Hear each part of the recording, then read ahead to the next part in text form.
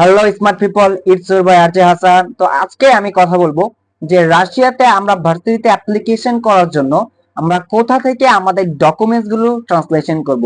So let's get started. তো শুরুতেই যদি মেইন কথায় আসি, যে রাশিয়াতে আমাদের অ্যাপ্লিকেশন করার জন্য আমরা কোন জায়গা থেকে আমরা আমাদের ডকুমেন্টস গুলোকে ট্রান্সলেশন করব, আমরা কি বিডি থেকে করব নাকি আমরা রাশিয়া থেকে করব?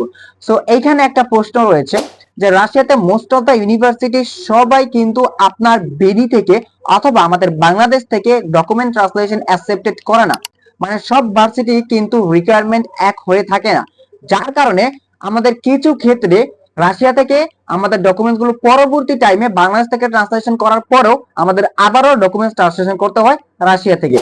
তো সেই ক্ষেত্রে অনেক সময় দেখা যায় যে আমরা একটা সময় আমরা কি করেছি, বাংলাদেশ থেকে আমরা ডকুমেন্টস গুলো ট্রান্সলেশন করার জন্য ইনভেস্ট করেছি, এবং আরেকটা সময় রাশিয়াতে আমরা কি করব, ডকুমেন্টস গুলো ট্রান্সলেশন করার জন্য একটু আমরা সময় ইনভেস্ট করবো। তাহলে কি হয়ে যাচ্ছে, আমাদের এখানে একটু টাইম কিন্তু চলে যাচ্ছে।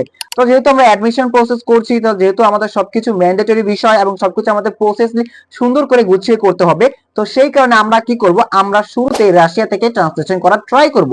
এর জন্য রাশিয়া থেকে ট্রান্সলেশন করব, কারণ সব ভার্সিটি কিন্তু আপনার ডকুমেন্টস গুলো বাংলাদেশ থেকে অ্যাকসেপ্টেড করে না ট্রান্সলেশন।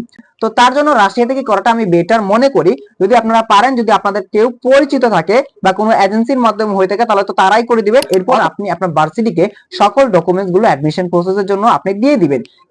এক্ষেত্রে কি হবে, ভার্সিটি আপনাকে কোনো রিকোয়ারমেন্ট এরপর দিতে চাইলে সে দিতে পারে, অথবা যদি তার রিকোয়ারমেন্ট না থাকে তাহলে কিন্তু দিবে না, আপনার অ্যাডমিশন ইজিলি হয়ে যাবে।